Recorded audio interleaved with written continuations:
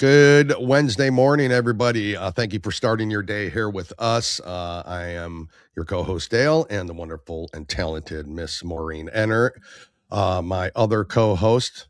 Glad you could join us. We got an incredible show today. Maureen, let's waste no time. Tell us all about it and who is here. Yes, thank you, Dale. We are going to Hollywood today. We're going to bring a little bit of glitz and glam to the studio.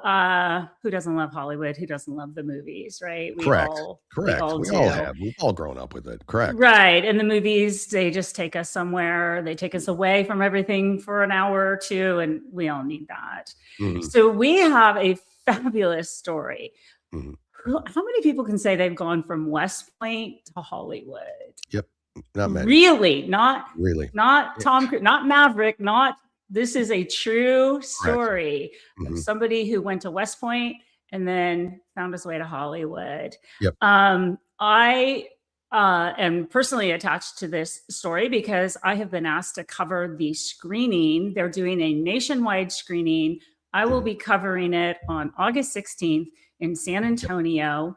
The movie is You Are Here, and it was written, produced, and he's the star of it. His wife directed him, though, which we like that. All our wives direct us, right? In one way or another. Right? Those two opinionated and two conservative ones. Correct. Those people. So we have Jack Kennedy joining us today. Bring him up. Let's waste no time. Hello, sir. Hello. How are you? Hello. Welcome. Fantastic. Thanks for having me. No problem. You talked about Hollywood glitz and glamour, and I don't think people were imagining just some old gray bearded bald dude. It's not exactly the sexy version of Hollywood, but so there's hope for me, Jack. There's hope for me, right? That's right. There's hope. That's funny. That's very Jason Statham like. So I mean, that's all I picture anymore. I get Jason Statham all the time. In fact, I was at a screening. Stop me if I can't just launch into stories. But launch into anything you want. Yeah, that's why you're here. I was at a screening at Fort Bragg. We did a free screening for the soldiers. My classmate Pat worked as a deputy deputy corps commander, 18th Airborne Corps. So I took it there, and there was these three kids laughing in the front row. And lights come up, and before we start the Q&A, I said, "Well, there's some young people over here are laughing the whole time. Let me find out why they're laughing." And it turned out there's a young woman with these two boys, and she was actually their mother, but she just looked very young as well. And I asked them, I said, "Hey, so what do you guys find was so funny?" And their mom says, "Oh, they don't speak English." I'm like, "Well, were you laughing at me or with me?" But anyway, what the kid did, though, one of the kids pulled up a photo of Jason Statham, and he showed it to me. I think that's why they were laughing. That's why they were laughing. And he typed out, he's like, "You should be in the Fast and Furious 11." Yeah, I know. Yeah, okay. So Vin Diesel, everything else too. So you get it all.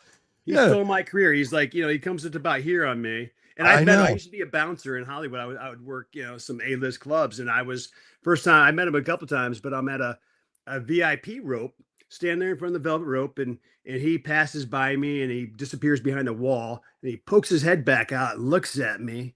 And I'm just like, yeah, I know, dude. We look alike, yes. But even he had to do a double take because we look so much alike.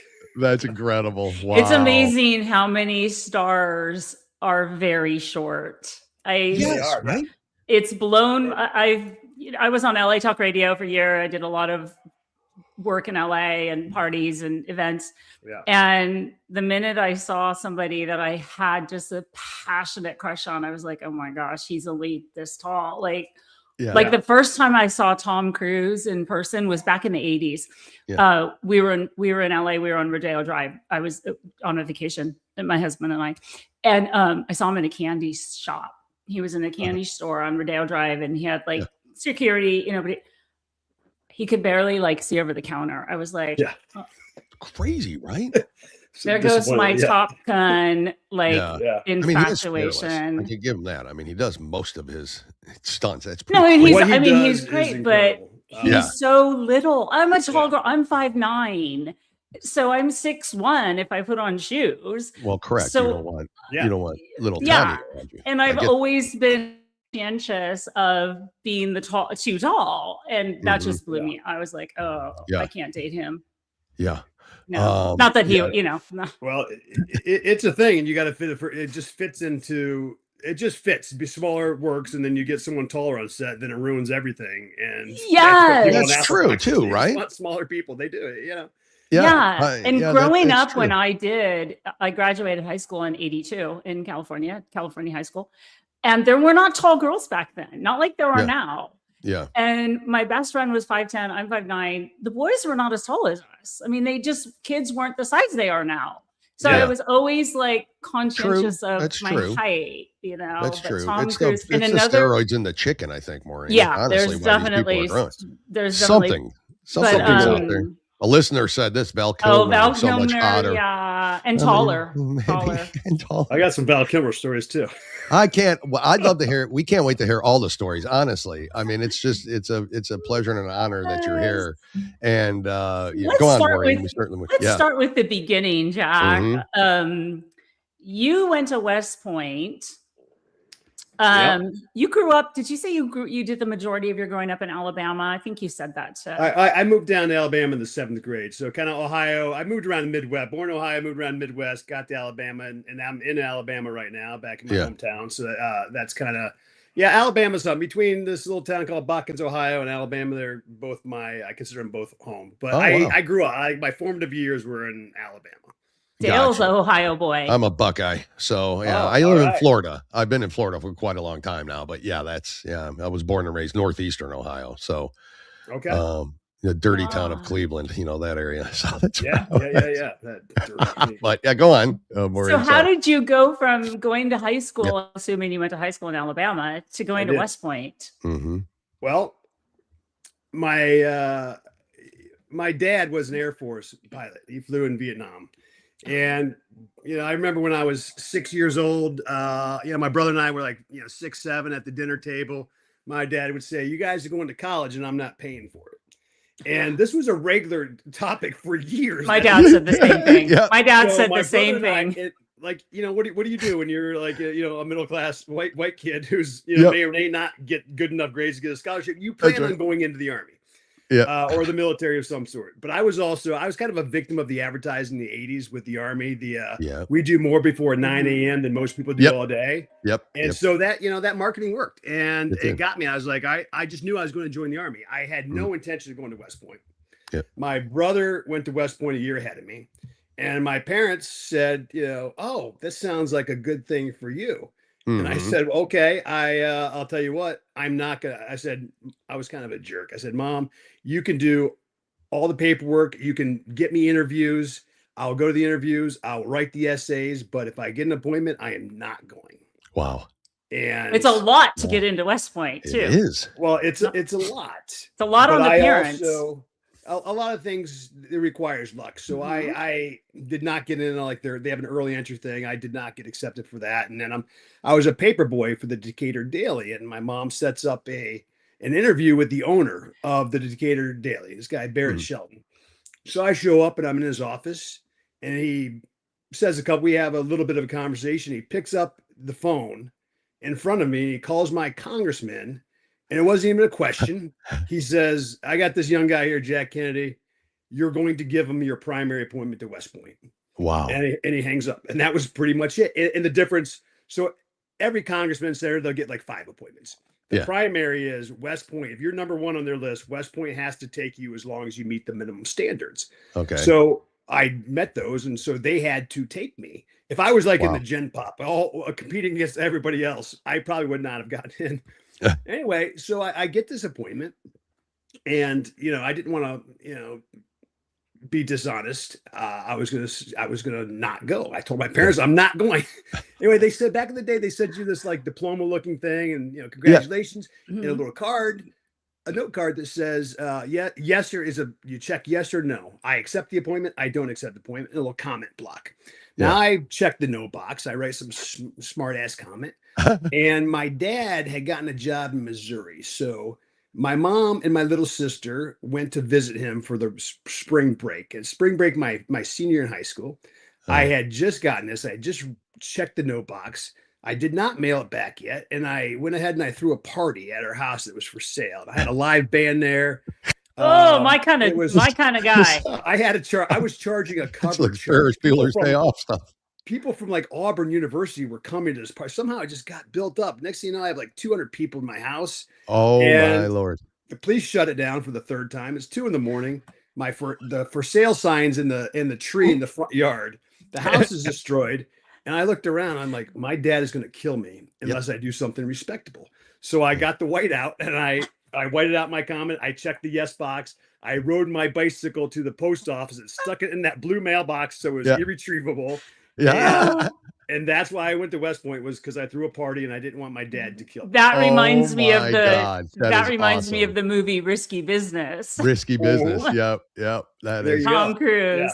Yeah. What a story. It's funny. My son ended up playing college football in Iowa at a Catholic university in Iowa, but he wanted to go to one of the military colleges to play football because he couldn't play at Notre Dame. He wasn't quite good enough. He had the grades to get into Notre Dame, but he wanted to play. So he wanted to go to Navy because they would be able to play at Notre Dame. Yeah, that was his reason. That was his. Yeah. Wow. And he went through the process. So I know what I had to do as a mom to congressman and, get everything. Yeah. And he ended up getting a full ride scholarship and played in Iowa. But he had ulterior motives. He just wanted to be able to play at Notre Dame. That was the closest. Playing for Iowa. That's life kind of working out a little bit. That's not. Yeah. Well, he played at a small Catholic university in Iowa, but he did very well. Yeah. Did very well. Yeah. Wow. But we all have our motives, right? We do. Yeah. That's a great story. My dad always told me, I'm not paying for you to go to college because all you're going to do is party. Gee, you think? I was such a mess up in high school. They knew. They just kind of knew. And I went and exactly happened what happened. I went to college to play baseball. I don't care about astronomy. I didn't care about, there's nothing I cared about in college except that. And so literally within a year, I was booted out of college. So I was, Did you go to Ohio State? No, I wasn't good enough for Ohio State. My Lord, I wish. It was a dream, but I'm like, no, not good enough for that, But I got booted out of college because I just failed. And I was like, it's just not for me. I'll take a different path in life. And then that's how it I all majored works in out. hair and makeup. So, I was going to try to get into acting, but I didn't know how. So how does that all happen now? You go West Point. Tell us about your experience there. Before we go there, you graduated West Point and then served as an officer. Yeah. And then you were injured. Right? Yeah. So that changed everything. So I did some acting in high school. It was an interest of mine, is what I wanted, sort of what I wanted to do. But I always knew I was going to be an Army officer because I had an ROTC scholarship otherwise. So it was either West Point or take this ROTC scholarship. Okay. And, so I was definitely on the agenda. And then I did, it was a year inactive. I injured myself in airborne jump. So I only did a year on active duty and I got a medical discharge. And as I was looking around, I'm like, well, it's kind of like, I think people can maybe relate if you're a pro athlete, you're #1 draft pick, and you go and you tear your knee on the first play of your first season, and then your life it's just upended. And I was looking around. I was kind of stay the course with I was going to always be an officer, and then I was going to maybe go get my MBA and work in the corporate job. So I was in Atlanta. I was about to start. I got hired for a corporate job in Atlanta, and the night before, I just a Jesus moment with myself. I said, you know what? If you've always kind of wanted to be an actor, it's this inkling in your head. So if I don't do it now and I go start making money, I will never do it. I'm like, for me, it was like, all right, why did this happen to me? Why am I not in the Army now? Well, maybe this is my path. So I called the guy the night before, my potential boss. I quit my job before I started. And he's like, what? Wow. You should have told me you want to be an actor 2 weeks ago. We wouldn't have hired you. Yeah, I know. I didn't know 2 weeks ago. It was I didn't really know. Yeah. And the next morning I packed up I was in Atlanta. I packed up my car and I just drove out to LA. And that's kind of the short that's story it. You of how just I got took the there. chance and you drove all cross country to LA. And that, I guess that's the next step in the process. What year was this, Jack? What year was this? 1996. Okay. okay. So LA right. was a different place than what it is today. LA was still popping and hopping and dropping. It's much different. Yes. Yeah. Much There was different. still business in LA and in Hollywood. They were still Listen, the we could talk about that in a bit, but the business is not coming back to Hollywood. I think it's done. Yeah, it's no, not. It's gone. going to be Austin. Texas just passed this film credit, and Dallas and Austin. Uh-oh. And you still have your New Orleans and Atlanta. Yeah. Nashville is a good town, and you just it's not coming back because of some of it's because of politics, but some of it's just simple as the film commission or they call it LA Film, they're kind of like a mafia organization that's been given the right to charge. July of last year, after after COVID, after your director strike, your actor strike, after the fires that shut a lot of stuff down, they decide to double the price on their permits. Wow. It's that thinking of, oh, we're losing money, we're struggling, no one's filming here. I got an idea. Let's make it more expensive that we'll make it up by doubling the price. Doubling it. And it's just, and the people, the big producers who were in the Palisades and Altadena, it's my theory, but it's also, talking to some people. I don't think they're rebuilding. I think it's just as easy for them to say, oh, let me go to Austin. This is where the next thing is. And, your studios will stay in LA, but the filming is taking a nosedive, and I don't think they're going to recover. I don't see how. And it's been happening for a long time. Because once you lose all the people that for 5 years now, you're like how do you build that back up at that point? Yeah. One of the lighting guys on our movie, and we're just a little low budget movie. We're paying minimum wage, and he's been in the business for 30 years. He's worked on huge films, and he came and worked on our film because there was no other work. Wow. So once these people like that, they have to say, all right, where's the business? And they have to pick up and move, which is probably, I think it's happening. Then all of a sudden even if tax incentives or whatever comes back, you don't have the people, you don't have the base to actually make it happen anymore. And I think they're eroding the actual workers. An actor can live anywhere and fly in, but the people on the ground, that the gaffers and all these guys, your DPs, they once they leave town, it's not coming back. Yeah. Do you think that's part of the reason for? Sorry, no, I was just going to say some of that is that I've noticed in Hollywood, in filmmaking and feature films in general, is the lack of originality. Is that part of the problem because of all the movement? Froze here. I did. I froze. Yeah, you froze, so I didn't catch your question. Oh, I'm sorry. I was just talking about the lack of originality in Hollywood. What I've noticed in films. Is that me freezing, Maureen? Am I freezing? No, you're not frozen to me. You're frozen. You were frozen to me again. I'm sorry again. Now it's. Now I'm good. It's that Alabama network we're on. It must be that Alabama. Exactly. You should have never left the great state of Ohio. Anyways, it's a little slower here. It's fine. Yeah. Was talking literally about the originality in Hollywood, and does some of that movement from Hollywood to Austin and the lack of, I guess I'm going to say, funding or the cost of feature films, attributing to what I think is lack of originality in the movie industry in general. A lot of remakes, a lot of just complete sequels coming. Like, I really don't want to ever see another Avenger movie. There's just all this stuff, right? Is that part of the issue then, because of what's happened in Hollywood?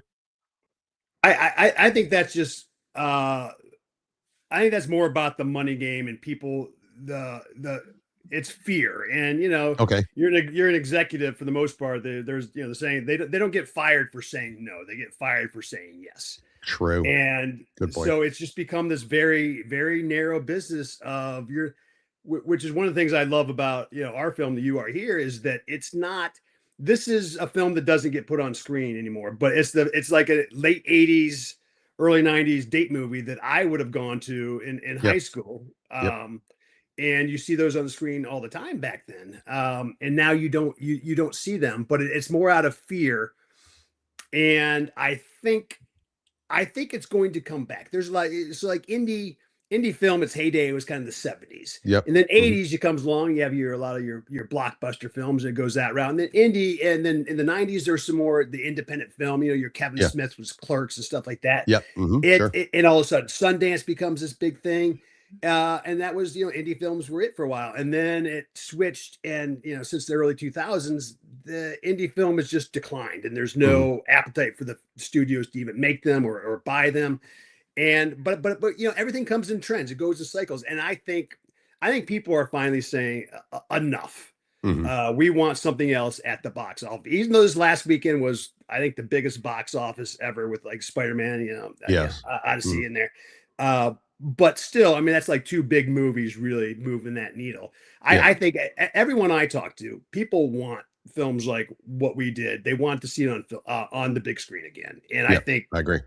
They're going to, it's going to, in a few years, the trend will come back. And I think so we'll get some, maybe they're better movies, maybe not, but we're going to get these different movies. We're going to get originality, at least. Original. Well, we're going to have a selection. I remember back in the day when every other week a new movie came out. There was always a movie you go see, and maybe they weren't blockbusters, but they did well, and everybody went to see them.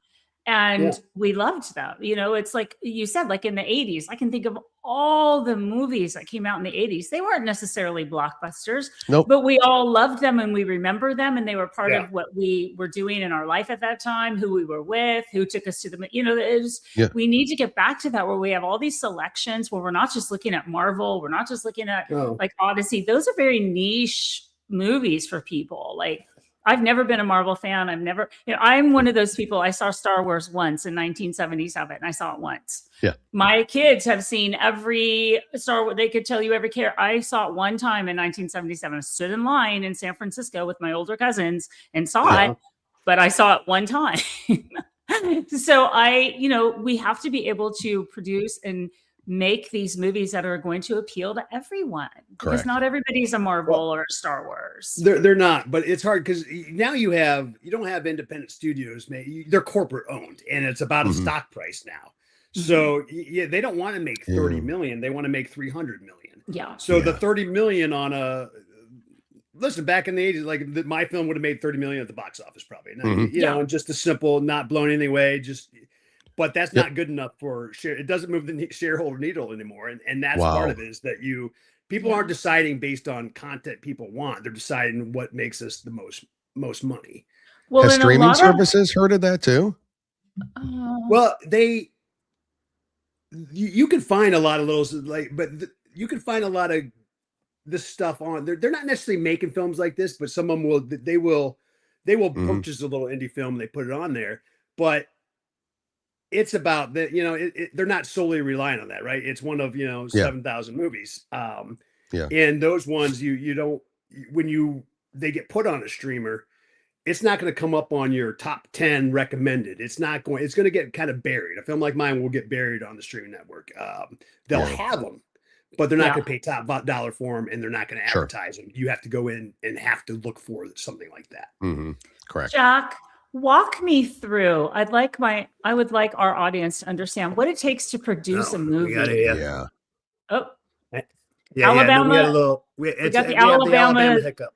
Alabama slammer. Roll Tide. Walk me through what it takes to produce a movie, because that is the backbone of the movie. That is where you get your funding. Correct. Tell us what you have to do and what you did to produce You Are Here. Yeah, and there are several kinds of producers. You have your physical producers. You have people who are just giving you money, and it could be a producer. And you have usually on a film, you're going to have someone. Steven Spielberg's name is on these. His name a lot on these films. I don't know how much physical work he puts in it, but he puts his name behind it. And so some of these things, he's not on set making things happen. It's his name behind it. He believes in the project. It moves the needle for a studio or something. And so we did early on have a producer attached, and that didn't work out. And I was like, okay, well, I got to do this kind of by default on my own. And I learned a lot about the producing process, but it's really just a lot of hustle. It's about being able to, I had to go out and find all the, the locations, make the deals with the actors. And a lot of producers, they might not have hands-on a casting like in film. That's more of a director's thing. But as a, as the person, wrote and I was producing, it was up to me to get these. I needed I knew I was going to get names, but I needed to have, certain actors who I think not only talented, but they have a resume. And we have like probably 8 actors in this film who have 100 plus credits. Yeah, it's crazy. But it's just being able to see the whole. It's very much like a field exercise problem or in the military. And you go out there and you have your soldiers everywhere, and you're at the command post and you got to direct this whole situation. And that's what I just do. And you're just kind of over here, and you're putting out fires and you're just dealing with every angle. So you just have to see the whole field of play. And you got to know a little bit about everything. Like I didn't know technically a lot of technical things. And so I let my wife kind of hire the crew positions.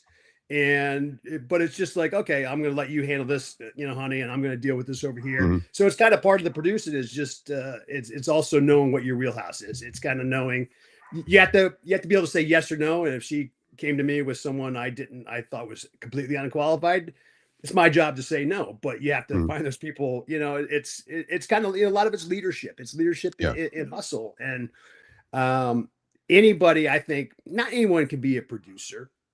And I kind of experienced that with people on the set I would hand some things off to, and then it just did not get done remotely close to, and a lot of it's people skills. It's being able to go to talk to someone and knowing exactly. I don't think you have those, Jack. I don't think you have that. I don't think you have people skills. skills. Lacking those.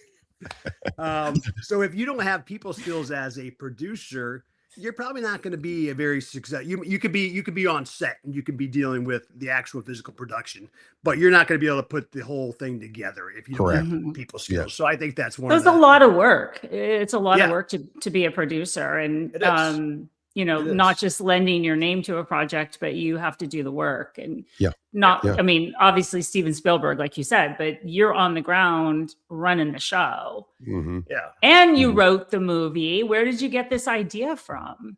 Yes. When I first came to Hollywood, I was bachelor number 2 in The Dating Game. And a lot of, it was Chuck Woolery was the host. They rebooted it from the 70s. Yep. I remember that. That was the 90s. The 90s. Great TV. So The Bachelorette picks me.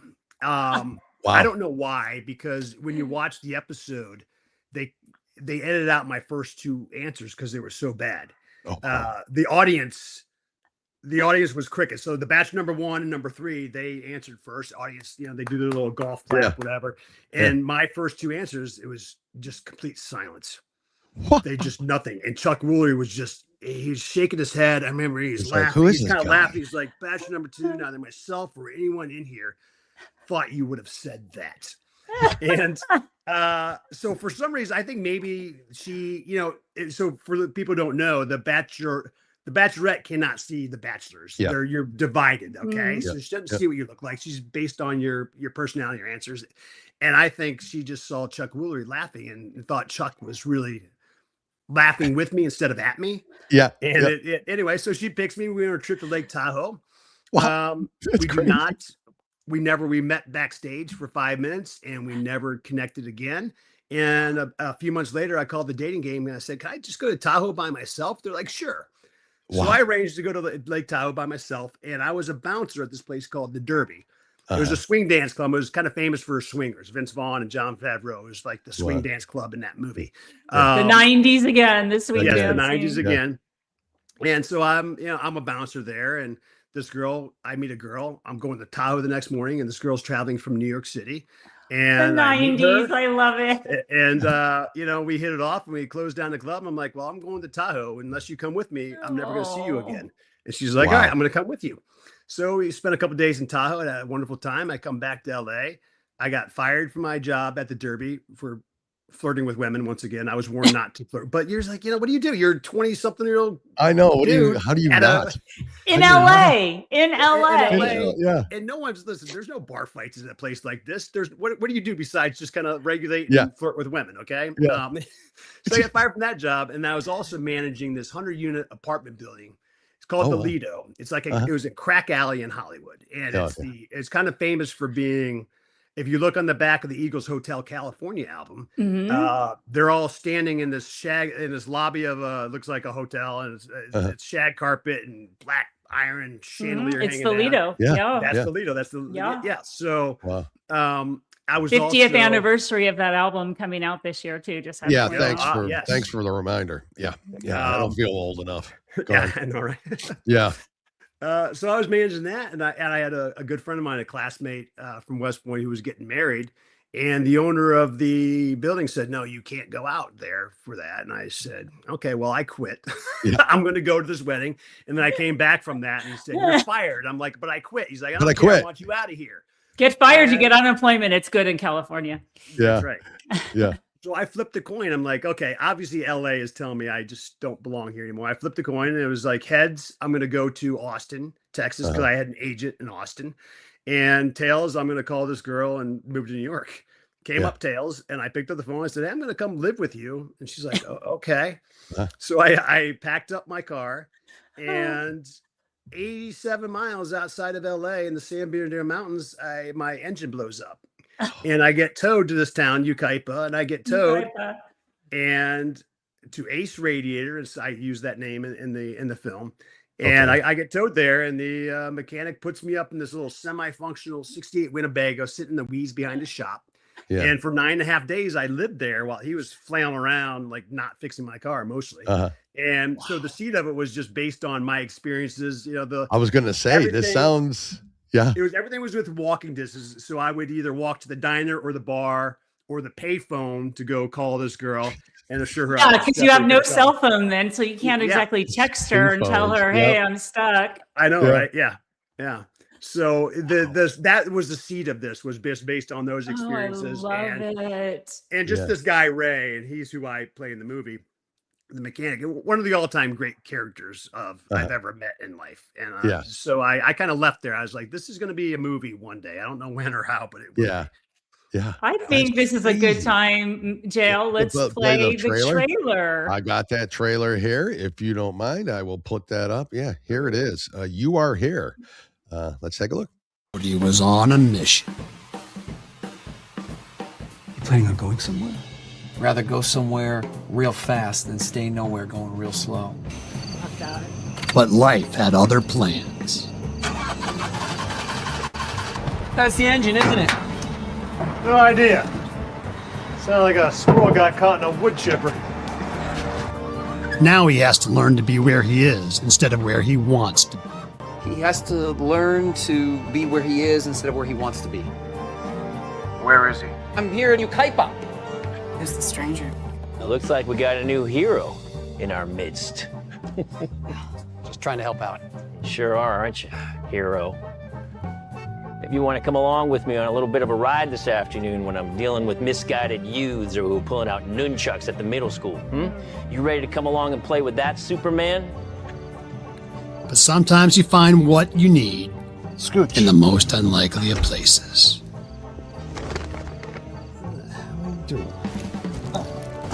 I know a woman who could help you, right? Yeah. No, it doesn't. Yeah. No. And sometimes that place finds exactly what it needs in you. Like, winner? Winner! But this will do. That's my children. You are here, Pink Bodie. The question is, where are you? You Are Here, coming this summer to a theater near you.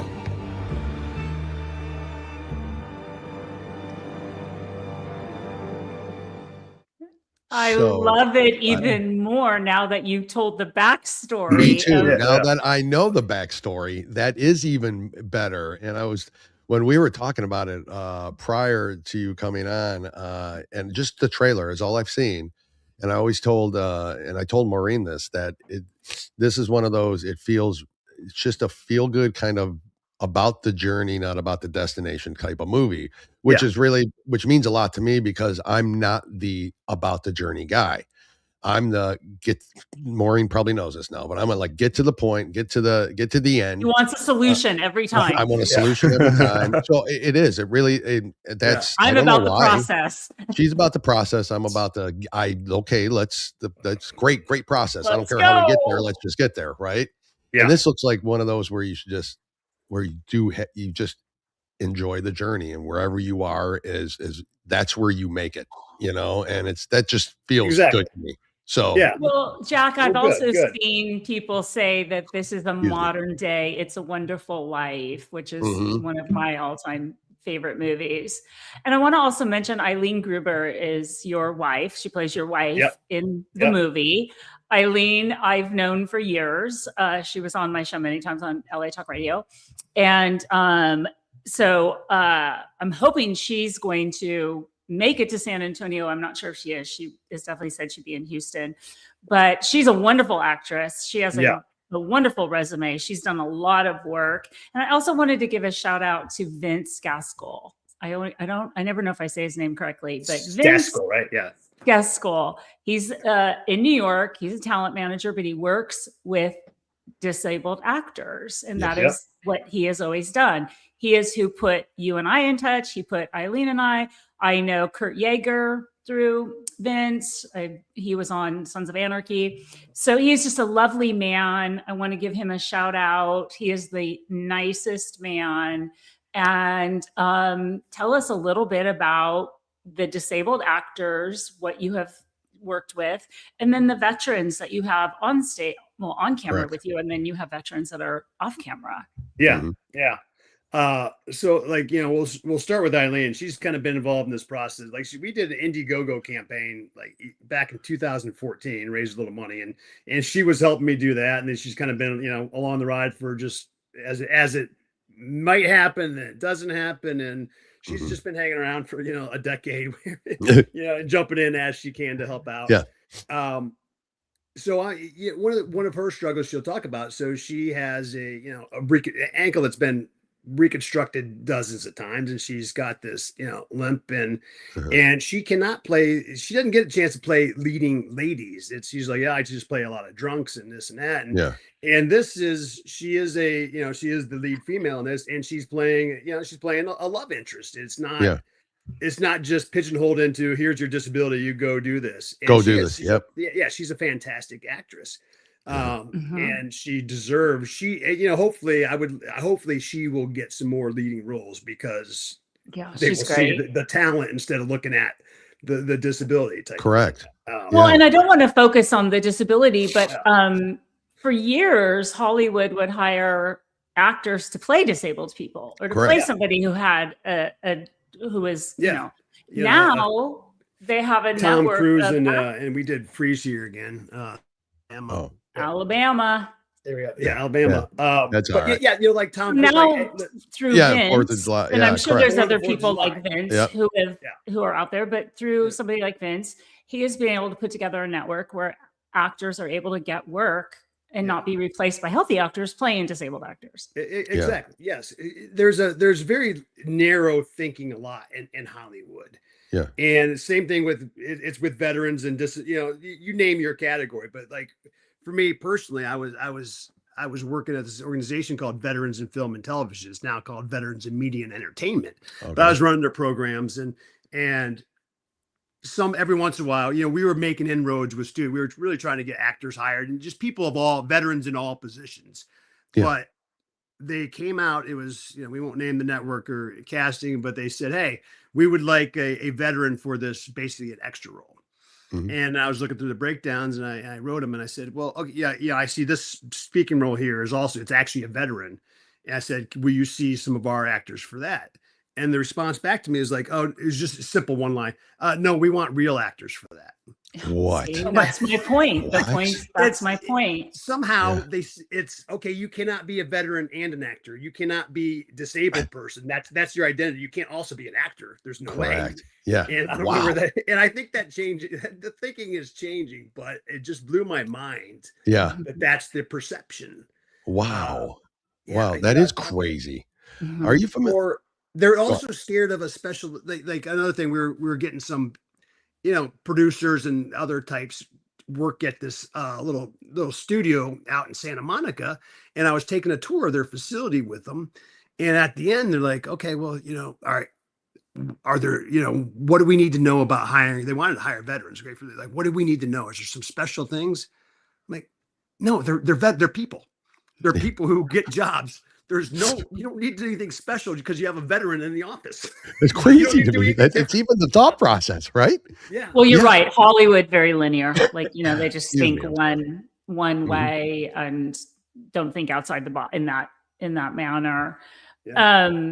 But I just think it's a great organization that Vince is a part of. He has been doing this for years, and a story like yours is a perfect example. So tell us, so you have 5 veterans that are on camera and 5 veterans that are behind the camera. Is that what you told me? Yeah.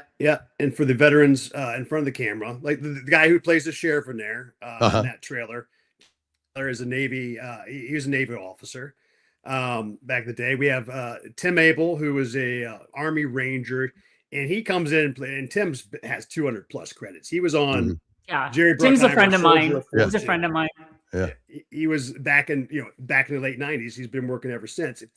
And he came and just did, one little scene. And then like Sam Amin and Brenda Garcia are 2 others. And they come in, they both play like, one or, they're both in 2 scenes. And they haven't, this is their first feature film. But I know them from, I had this guy, Gail Hansen, who's also in the film. And he played Nuwanda in Dead Poet Society. Charlie Dalton, aka Nuwanda, the character. He painted his lightning bolt on his chest. He played sax. He was like the bad boy of those groups of the group of kids in Dead Poets. And he was my second acting teacher in LA, and he taught me everything I know about acting. It's fantastic. Anyway, we ended up started acting. He went off to be an executive, creative executive. And then I find about 2015, I started talking to him like, will you come teach acting again? First of all, I want to learn from you, but I brought him into the veterans organization to do some classes, and it kind of got his juices flowing again. I think a lot of people interested. And so we started another acting class with basically veterans, and people like Sam and Brenda were in there with me. And so I'd been watching them work and working with them. And, Sam was like a DP who just wanted to learn, just was doing acting for just, shits and giggles, basically. Yeah. But they were just great. Okay. And so this role came along, and I was just happy I could say, all right, I don't need you guys. I don't need you to audition. I know who you guys are. You guys are perfect for these roles. Come play this. And hopefully other people will see that in this, and they'll get more work from that as well. Wow. Yeah. That's incredible. Yeah. So I was very happy. Let me ask you, you shared this story with me. I'd like you to share it with our audience about, Judd Nelson is in the movie. Yeah. And tell the story that you told me about how he originally was going to play. And so Judd Nelson, you can't help thinking of him without that fist in the air. I know. Breakfast Club. That's it. Heartthrob of the 80s. So we'll go back to 2015, and I had raised some money, a little bit of money, and I really thought we were gonna get this into production. I'm sitting this at lunch with a friend of mine, Suzanne Wong, very talented. She's no longer with us, but she's a very talented comedian and actress. And she says, "So hey, who do you want to play this Ray character?" And I said, "Well, Thomas Hayden Church or Billy Bob Thornton." And they were kind of A-listers. And I said, but you know what? There's something very interesting about Judd Nelson. I said, I don't know why. Yeah. And she's like, "Oh, well, I used to date Judd." Oh my God. I'm like, "Really?" She's like, "I will get him the script." And in Hollywood, that usually means, I'm not going to do anything. I'm going to say it to your face. Yeah. She went home after that lunch, sent it to Judd. He read it right away. I still have the email he sent me at 2:08 in the morning. He said, "I love this. Let's meet up. I want to play Ray." Wow. And so he kind of, we met and he signed on to play Ray, and then we've kind of developed this friendship. Oh. I don't know if I can keep it. There we go. All right. It's hung around for a decade while I was trying to make this, and I'd check on, like, "All right, Judd," I just check in with him every once in a while, and or we go have a beer together. And so July 25th of last year, I call him up. I'm like, all right, I think we're about ready to film in about 2 weeks. What's your schedule look like? Yeah. He's like, Jack, I'm not going to play Ray. Like, it's been a decade. You said you're going to play. He's like, no. Every time I read the script, I've read the script more than anyone except for you. And every time I read it, I hear your voice. He's like, you're going to play it. This is your Billy Bob Thornton Sling Blade moment. You're going to, you're going to star in it. You wrote it. You're going to star in it. And Billy Bob actually directed that. Yeah. And I can make the jokes. My wife's not here. I didn't direct it. She did, but she does what I tell her to do. So I can. I know. So, but he's like, you're going to do this. It's going to change your career. I'm like, I'm like, Jed, no one wants to see a Jack Kennedy movie. He said tough shit. You're going to, he's like, I'll play a smaller role and you can use my name for what it's worth, but you're going to play this. I'm like, okay, I hope you're right, Judd.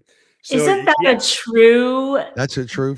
That's a true friend. That's selfless friend. That is so non-Hollywood. It is, doesn't it? So non-Hollywood. Judd is a very I mean, he's such a good. He's non-Hollywood. I mean, listen. I'm sure it was different with his, stardom in the Brat Pack in the '80s, and maybe that was a little bit.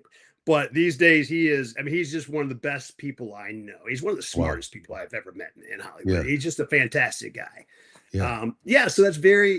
Is he single? Is Judd Nelson single? He is. Yeah.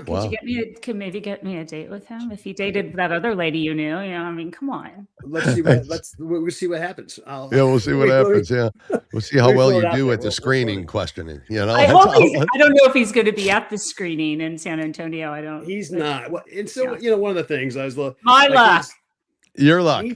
He played this role that's. It's now kind of it's just a basic role, and he kind of rewrote his character. He basically rewrote it, and he kind of dwindled it down to this very basic role that he's fine, but it's not a standout role. And it was a role where he could have really stood out. And he wanted to give you your time in the summer. It was like I think it's all about you, Jack. Is kind of what he was. I love that.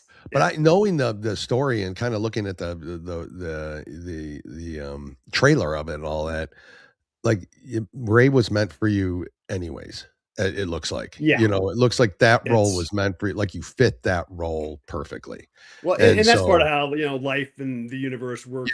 Yeah. Why couldn't I not have made this 10 years ago when I was really first trying? And it's because, sometimes life, it's all right. They had to wait for me to be the age of Ray. Yeah. And, frankly, it had to be, the other piece was my wife coming along as a director, and that's what this was meant for this film. And it just took a decade for those two things for the right timing of those things to happen. Correct. Yeah. Dale, do you get the message here? It's a process. It's a process. I know. But then here's the solution. There's an end to it. It takes but a it decade. Took 10 years. Okay? I don't have 10 years for solutions. That's our running joke, Jack. I'm like, just trust the process. There is a process, and I get it. And everything. There's that whole theory. Everything happens for a reason, and I'm a true believer of that. And because I've seen it a million times in my life, that this happens for this reason. This happens for that reason. Jack, when you wrote this after your experience, did you always think of someone else? Alabama. Slamma. You might be. You're not on our end, but it might be frozen on your end. Can you hear us? It was frozen. Yeah. Okay. So go ahead with that. When you wrote this, and it is your experience, this is your story. Did you always think somebody else would play Ray, or did you think you would? No, I never thought. To me, so the Ping Bodhi is the other. Ping Bodhi is technically the lead role. Yeah. Ray to me was the most interesting role, and I always thought Ray was the lead character. Or Ping Bodhi is the one that gets stuck. Ray's the mechanic. I'm sorry. Yep. So I was going to play maybe, and Ping Bodhi was me, but also I had no ego. I know you need names in lead roles, so I was going to play. There's a tow truck driver who's ex-jock. That's the role I was going to play.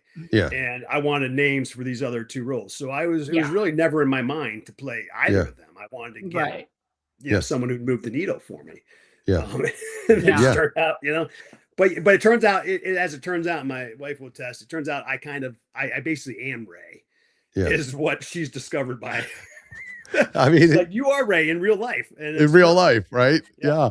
Well, Well, you know, the movie, it's truth is stranger than fiction, right? It I is. mean, some of the best movies are based on true stories, real life. Correct. I just want to, so does this movie, is it supposed to take place in the 90s? Is it actually, or is it a current time?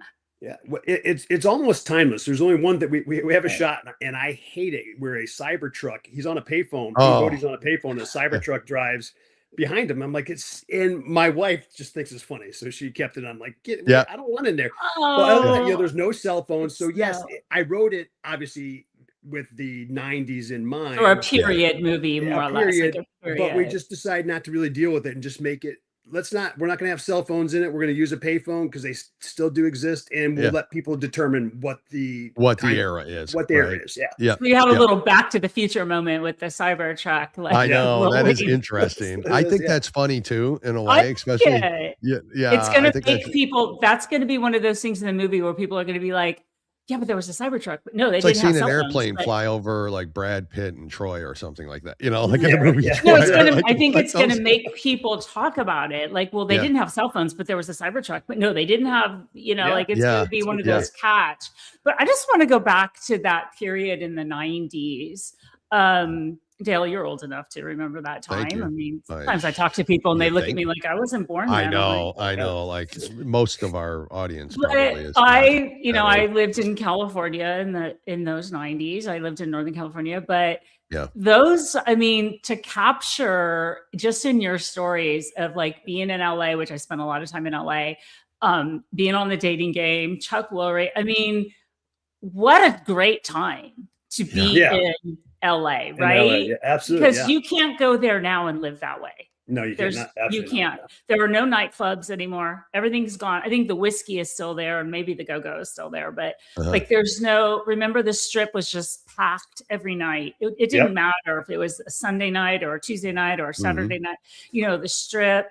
You met everybody. I mean, you would go to these clubs. I may not have had, I always knew how to get on a guest list or get into a party. That was one of my, I could get into anywhere without a press pass, Yeah. But I mean, that was what, remember, like you could just, you'd go to the Viper and the Viper room, and there was just paparazzi. Nobody had cell phones. Nobody was bothering anyone with pictures. You know, what a time to be in LA in that time. Yeah. And then for you to capture this story, I don't know how much of it is going to show your LA life, but I mean, like, just for people to understand, it was magical. It was just. It was. Yeah. You hit that. Yeah. You hit that on the head. Just even that, like I did, I worked at a bar right by the Whiskey Go-Go across. I know exactly. He's frozen. He'll come back. It was a very interesting place. It was a magical place there. That's not, and again, it's not gonna come back. It's not gonna come back.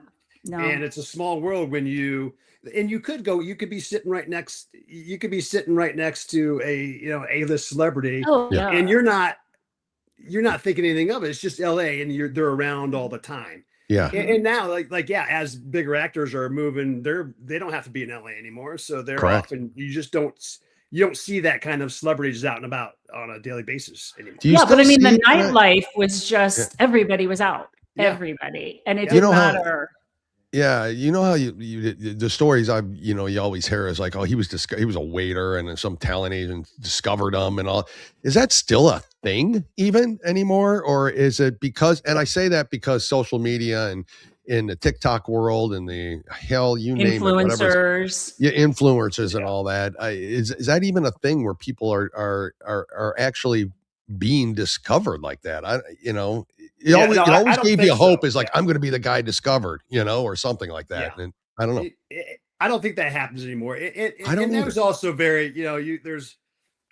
I think Charlize Theron has a story like that and she's 2 weeks in town and someone discovers her. Oh, I know. Yeah. And, but it doesn't, even if it will happen, and now it's more, people are getting discovered as YouTubers and stuff, but they're not, no one's just picking them out. They're just doing their own thing. Yeah. But I think those stories were few and far in between, but we love to have that as think of Hollywood, and you love it. When you go out there as an actor, you really, you want to believe in that possibility that you're sitting in a bar and someone's going to say, let's come You. on set. It just doesn't. I know, but that's hope. Everybody was that a gives you hope.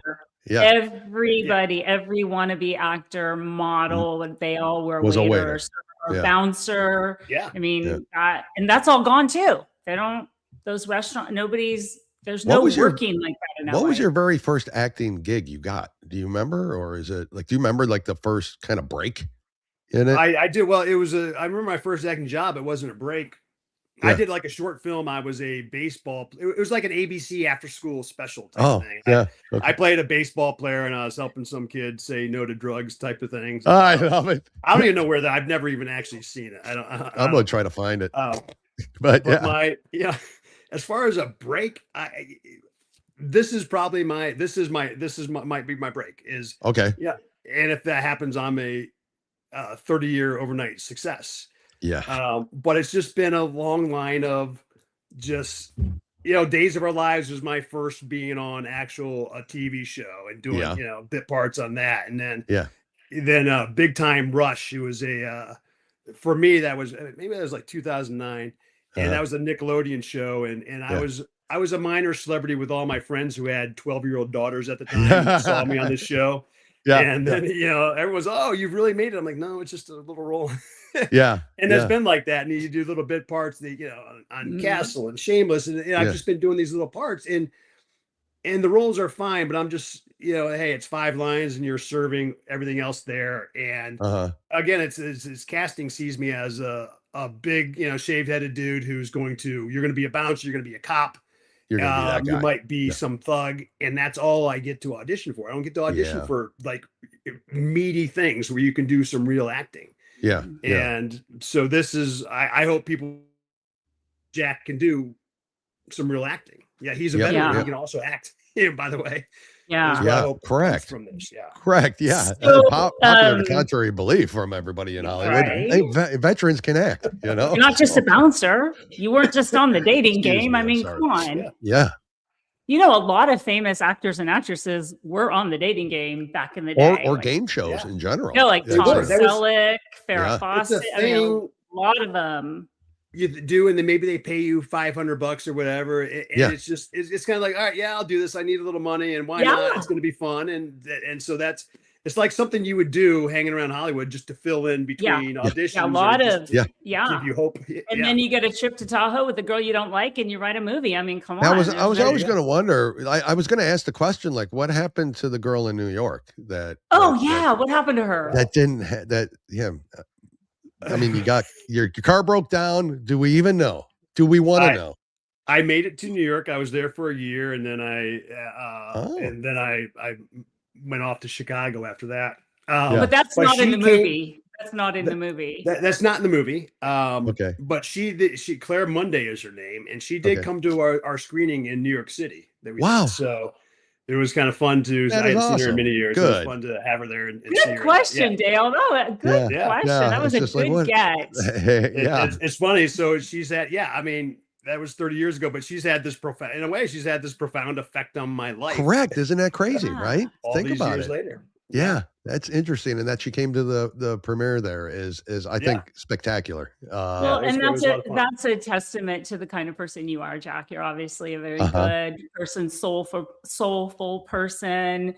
Yeah, somebody that has good attachments to people. That's a very good. That's right. Yeah. You mean something to people. Long term, not just short term. We've met a few of my ex-girlfriends along our RV trips, and to much of my wife's chagrin. But it's like, they're still, just because we break up doesn't mean they're not good people. I'm glad I'm not the only one that has a string of exes that I still keep in touch with. Yeah, I mean, I guess in a sense we all do, through I got a string of them, let me tell you. But and then there's many I don't, and that's just the way it's going to be. And I'm okay with that. So, well, this is where I'm kind of like, I'm a little bit like Ray too, is because Ray in the movie, he's on the downside of his 4th marriage, and his and Eileen's character at one point says, you don't stop loving Ray. You might get fed up. You might get fed up with him, but that doesn't mean you stop loving him. And there's probably a lot of these these women got fed up with Jack Kennedy. but we'll I'm always not gonna love be the him. guy they want to be with. Yeah. But okay, Yeah. they know I'm still a good guy, but I'm just not for them. Is that Oh my you're not their guy, gosh. but yeah, Yeah, you're I a think good we guy. could. I think I could write a movie about my single life. I am not kidding. In Yeah. California, in California. Yeah, you But- probably could. So, you have been on a national tour, screening tour. Where did your tour start, Jack? And where are you now? Now you're in Alabama, but where did it start? Started on May 26th in Las Vegas. Okay. And we kind of worked our way across. We ended up driving Route 66 up to Nice. Chicago just to get the 100th anniversary of that in. And we, did Chicago up outside of Milwaukee. And then we did like three Ohio screenings. One actually in Cleveland. That was one of our really great screening there. Oh, good. Yeah. And then, headed east and we went, through New York City. We ended up at Bar Harbor and then we made our way down the coast through Boston and, DC, Charlotte, hit Florida. And now we're in Bama and we're going to get across to tomorrow morning we pack up and we head to Dallas for a Saturday night screening in Dallas. Wow. In the RV, right? In the RV. In the Yeah. RV. And I'm sure it's a much more functional running vehicle probably than what you stayed when in. you tried to go to New York in. No, yes. Your at that time, Mustang. but our RV is heading there because 3 kids are very rough on it, and I'm kind of rough on it as a driver. Our awning is tied to the side because it's broken. It's just tied with a string to the side of the RV. We had the door, the mighty Quinn, what we call him, my youngest. Got angry at a rest stop and just kicked the door. He couldn't get the door open, so he just kicked it open, broke the door. We had it duct taped and then tied with dog leashes from the inside so it wouldn't fly open going down the road. Yeah. I've got a mirror. I have a makeup mirror duct taped on the driver's side, duct taped because it was some guy just came and sideswiped. It was a hit and run. Came sideswiped. Just took out my driver's side mirror and he just kept going. Oh my God. And the problem is when you have an RV in the summer and as you're moving along, everyone's like, I can't even see you till August. Correct. So Everyone's we just getting have their to RVs use fixed. duct tape and there's no getting anything repaired. Wow. Duct tape and Our water WD-40. tank's leaking. We'll fix it all. Yeah. Yeah. Oh, that's hilarious. So Your the youngest RV sounds amazing. Like kicking the door open. That kid's going places. So the RV is going to need its somewhere. I don't know own. where going RV somewhere. Yeah. The RV is going to have its own story. Yeah.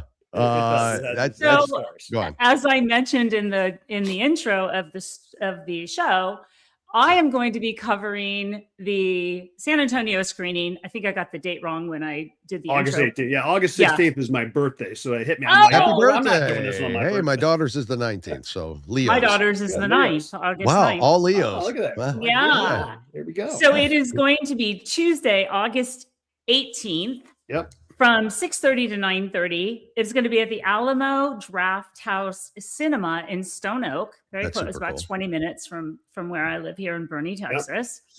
I'm going to put all of that information and we're going to be pushing it. And I have reached out to some local media here in San Antonio. So I think you're going to get I want to get you some local media press That'd be too. awesome. That'd be great.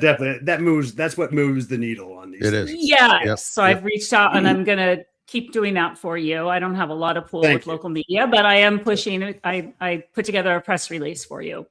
Thank you. And we'll be sending it out. Tickets, general admission are $25 to $40 plus a small service fee. I am going to be covering it for our show, I'm going to be covering it for our network show, which is on America First News Media and Television Network, which is a show we do on Tuesdays. So we're going to get you some coverage. I'm going to cover it. I have a camera crew, my best friend. I know. Yeah. Hey, you got people. I got See? people. Hey, she's a supermodel. She's a supermodel from Canada. So she knows how. And her father is a documentary filmmaker from Canada. He's like an Academy Award-winning documentary. So I talked to him about the best way to handle a screening, and he gave me some inside tips. Okay. Uh-oh. Excellent. Wow. Excellent. Wow. I know Yes. people, Jack. I Prep. know people. Doing I your love it. homework. Yeah. Yeah. But I will be covering it and then I will be moderating. So after the film, I will be on stage with all of the actors that are attending that screening and taking questions from the audience. I'm assuming that's how it's going to work. Is that That how is. they? Okay. That's how, yeah, you ask a few questions, get the audience's juices flowing, and then they will, because you can never start off with audience questions because no one raised their hand. Yeah, I know. That's what my friend's who's got a father's. question? Nobody ever does. That's what my friend's father told me. Who's a document. He said, always have questions first because the audience won't ask right away. Yeah. I did my homework, Jack. You did. I may not have done my homework in school, but when it's a movie premiere, it's all right. It's never too late, right? So yeah, I had people do my homework for me. Where else will you be after that? Like, where's the rest of the? You're going to Houston after San Antonio. After right? San Antonio, you're going to be in Houston.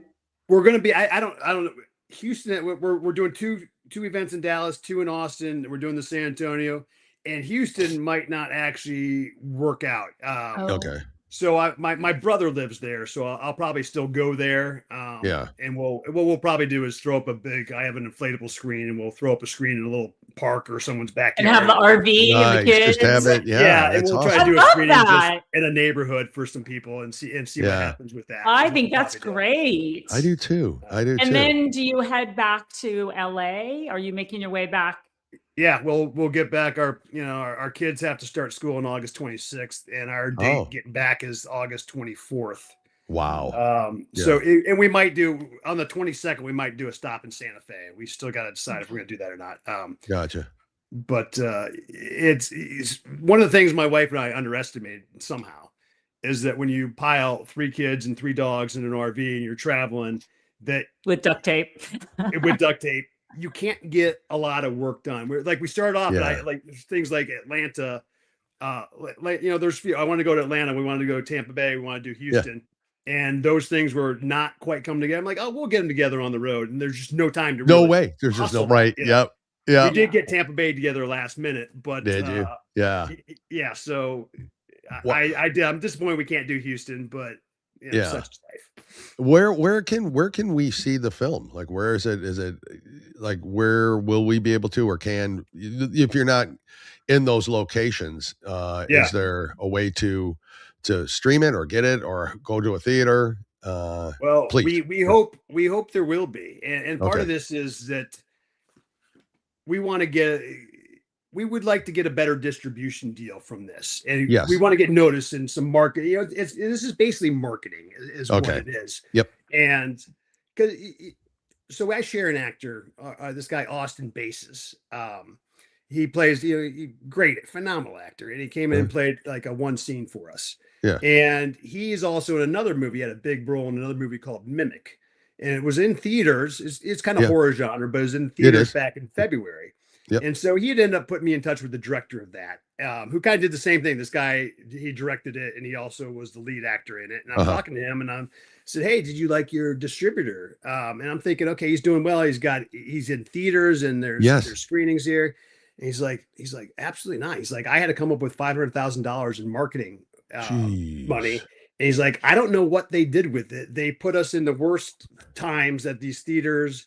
And he's like, none of the money was spent on my film. I'll tell you that. And that's the really common story. The common deal is if you're a first time filmmaker, you're going to get screwed on your distribution deal, and you're going to lose money.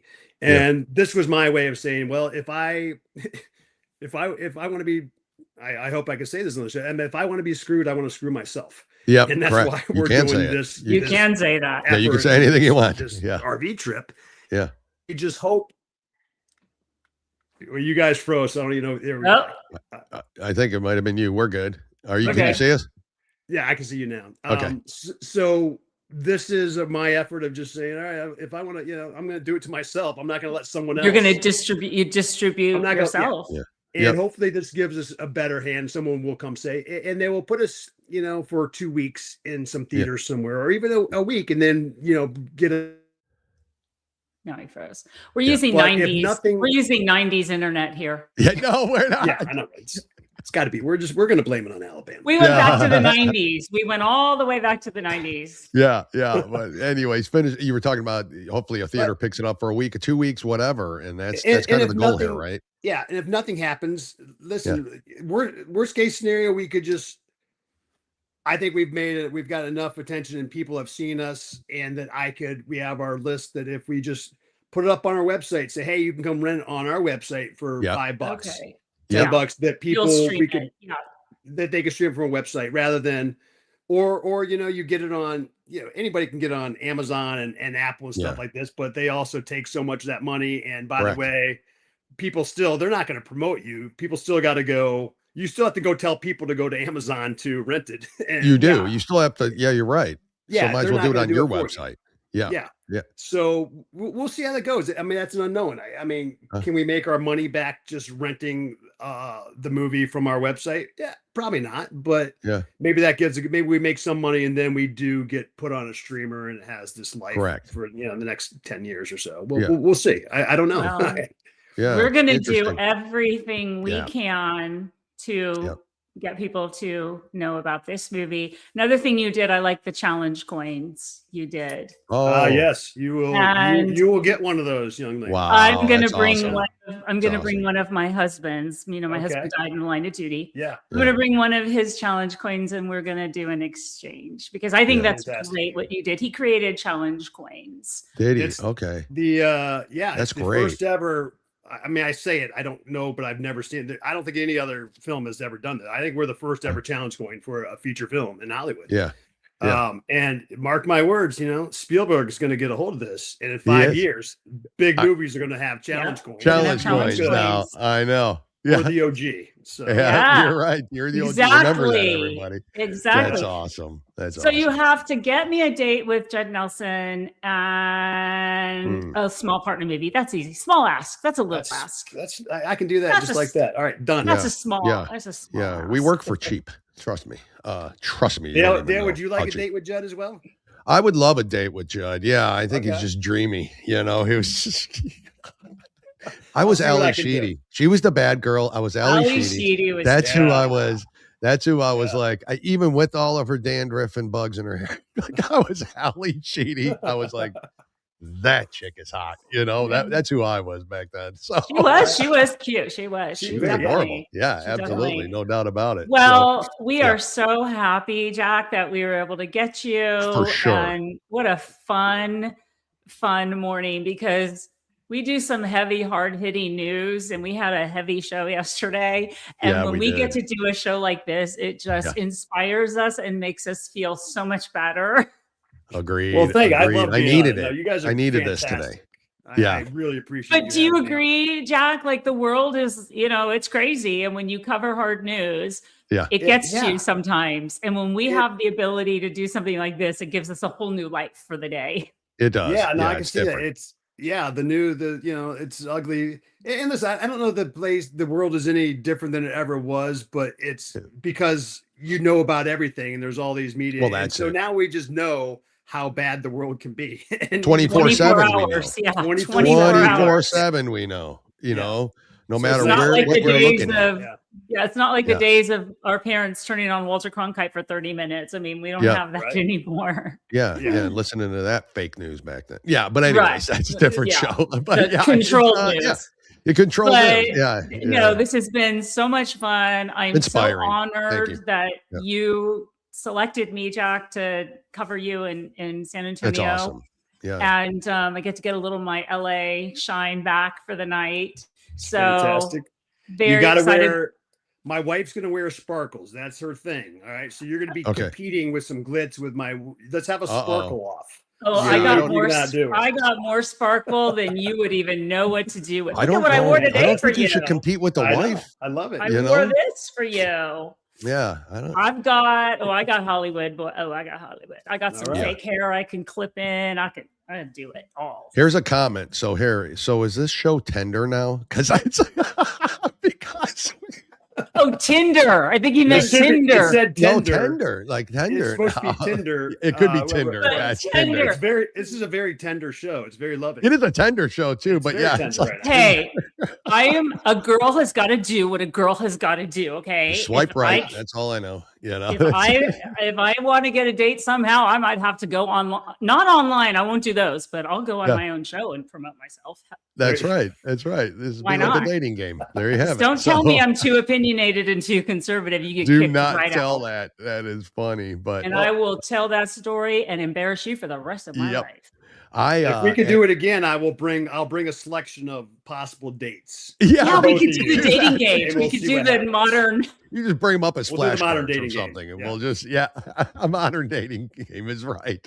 I want to Here- personally thank you though, Jack, for actually asking Maureen to do that and including her in that for the show and all thanks that, to and for her own Vince. sake. Vince is, and all that. yeah, Thank you, Vince, for and sure. Vince, I love Oh, you, okay. Vince. Yep. Vince is really who set this up, and he's brought a lot good. of talent. Okay. He's brought a lot of talent my way over the years to be on my show, and you know, he's the reason I want to make sure I say this too.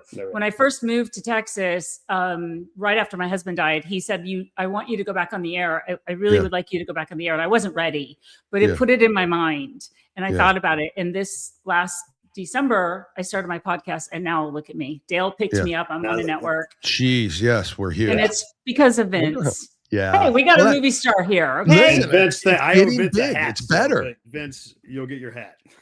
Yeah. Hopefully I get to meet or talk to him at some point because you have talked a lot about him, and it'd be an honor to know him as well. So yeah, he's a lovely person. Yep. Lovely Yeah. person. Yeah. So anyways, Jack, we're going to let you get back to your RV. Yep. All right. And Yeah. make Thank sure you have guys so much. make Oh, no, sure you thank have you. a lot of duct tape and WD-40. Those are the two things every man needs. We look forward to seeing the Exactly. movie. We look forward to it growing and getting bigger. Like Maureen said, we will do our part to promote that as much as we can. And congratulations to you as well for a decades long dream coming true, which is which would have been hard for me. So good for you. Congratulations. Well, thanks to for you. being part of it. This is awesome. And it's a tough Yeah. industry. That movie, Hollywood, it's a tough Sure is. industry. And to have made it just to where you are now is a huge accomplishment. And I'm Huge honored accomplishment. to be a part of this. And I will see you on the 18th. See you on the 18th at Alamo. All right, Jack. Thank you. We'll let you go. Thank you. All right. Bye. Thank you, Jack. Have a good rest of Bye. your day. Bye. Oh, sorry. That was. He's There's great. my introduction to you. What did you just say? Oh, yeah, we're so big now. We just had a Hollywood star. We are. Okay? We're so big now. We're getting bigger. That's what I'm saying. It's happening. And We I'm have going to go on Hollywood a date star- with Judd Nelson. I think you might end up going on a date with Judd Do you Nelson. see how I'm How not old shy? is Judd Nelson now? Do we even He's know? older how old than is me. He's Is older he? than me. He's a couple years okay. older than me. Yeah. Oh, okay. Yeah. Because that was an 80s movie, right? Mhm. That was, Breakfast Club was 80s. 84, I think. Like I think the year I 84. graduated high school. Yeah. Mhm. So, yeah, Mhm. that's when it was. So, wow. Yeah. So he's a couple years older than me. But you know what? I'm not shy. I never have been. You have never been shy. That is for sure. Never. And It if doesn't I sound see like an you've been opportunity. shy. No. Yeah. Mm-mm, mm-mm. Wow. And he was great, I'm- Maureen. Isn't he the? Yeah, we he's had great. We had a phone interview, him and I just loved him. And I know his Eileen personality is very amazing. well. Yeah, Yeah. Eileen, who plays the wife in this movie, she's lovely. Yeah, she. And Okay. we did a show on my podcast, but she was outside with her phone and it didn't pick up. It didn't work. So we can have Aria her back says on. this. You forgot the baling twine. A farm girl's best friends are duct tape and baling twine. Yeah, baling twine will hold everything.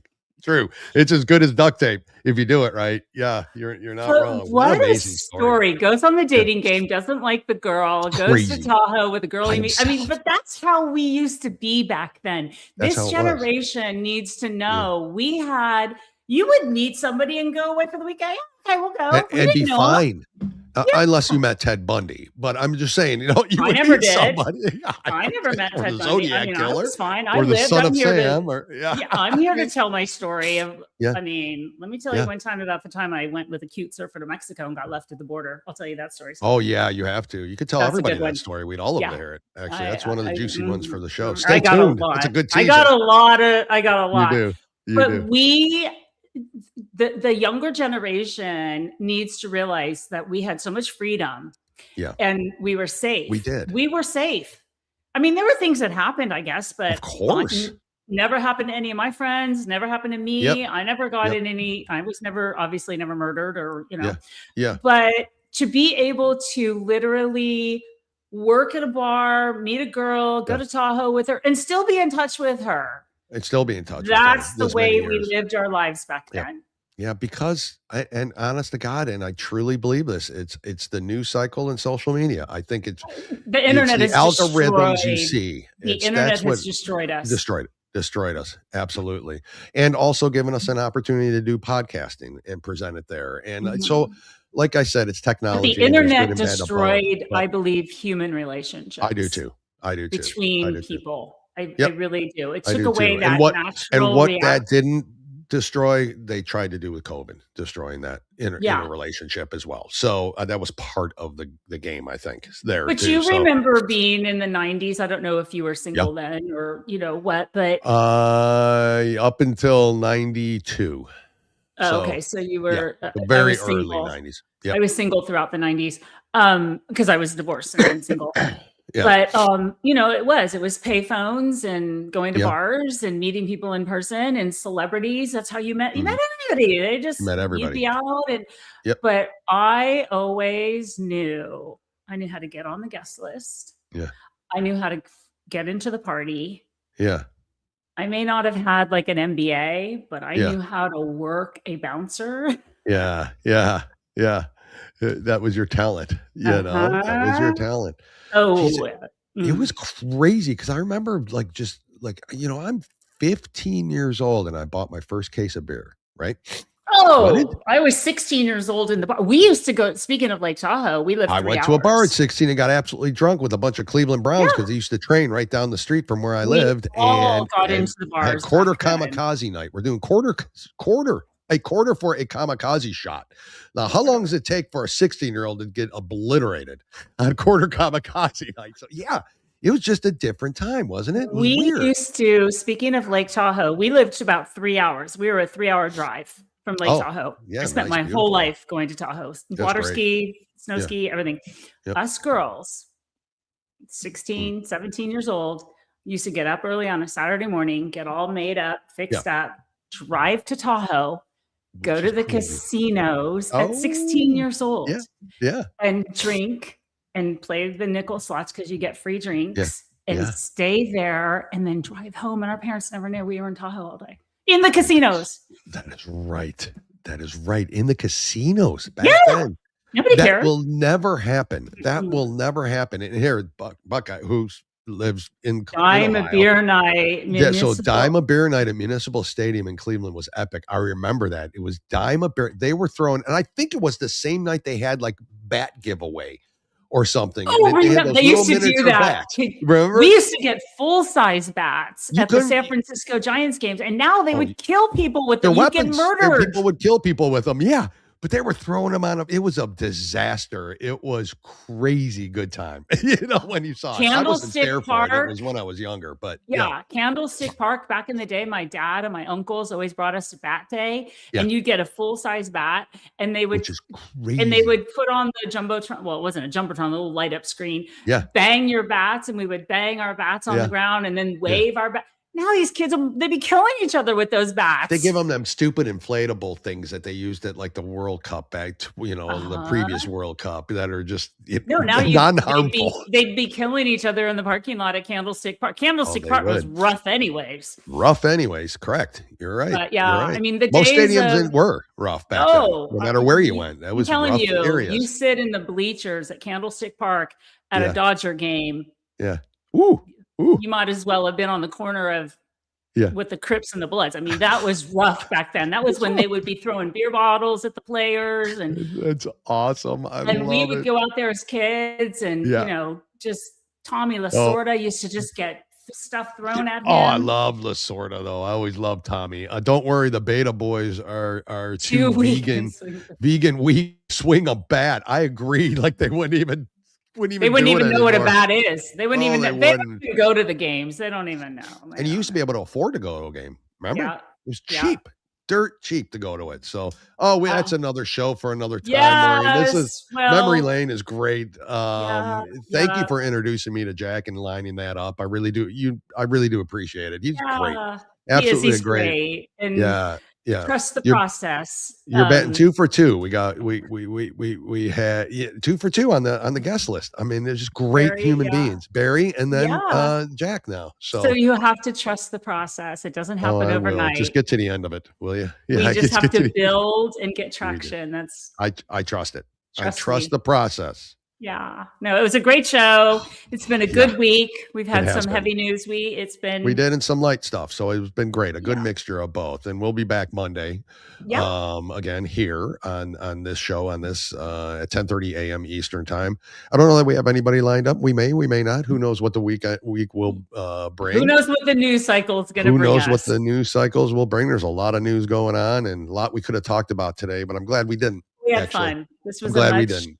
Yeah. Maureen, you're the best. Thank you again for all you do. This has been fantastic. And to everybody out there for contributing and listening and following and liking and sharing and doing all that stuff that needs to get done. So we can Thanks for putting up with my humor about my dating life. Okay. Oh, no. It's everybody. I mean, that's what these are all like. Personal stuff is like, if you're okay telling people about it, it's good. Hey, if you don't ask, you don't get. So if don't I ask, want you to don't go out get. with Judd Nelson, I want to go. Come on. If you don't ask, you don't get. So. That's right. Buckeye says this. Yes, we miss memory lane. And our good friend Mike says, don't forget to tune in tonight for our shit show, which is true. To the Point podcast. It's a great shit show, as a matter of fact. So, Mike, we will tune in for that. You can follow him at To the Point podcast on Rumble and everywhere else. They're great. Mike's an amazing person, and so folks, we're thinking about you. We appreciate you. And Maureen, any last words before we get out of here today? Just want to thank everyone. It's been a busy week. We've tried to bring you the best that we could, the best news, best guests. We're going to continue doing that. We've got a lot of show ideas. If you guys have any ideas,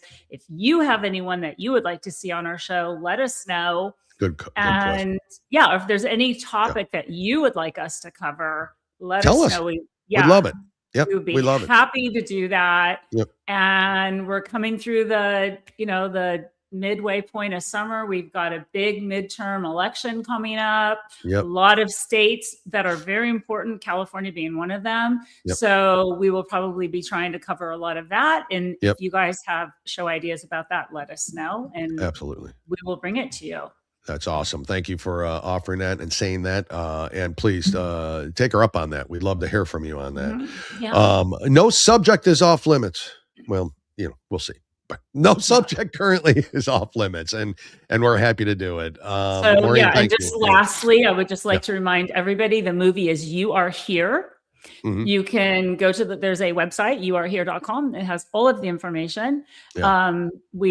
If you're nearby, if you're in the San Antonio area, reach out to me. You know how to find me on all my socials. I'll make sure you get the information. We'll post that address, the San Antonio address.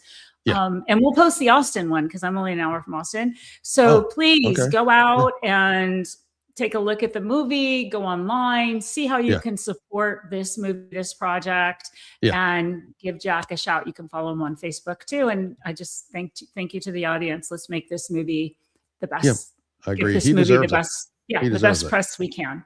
Yep, he deserves it. Thank you, Maureen. To everybody out there, thank you. And have a great weekend. Be safe, everybody. Head on a swivel, as we always say. You never know.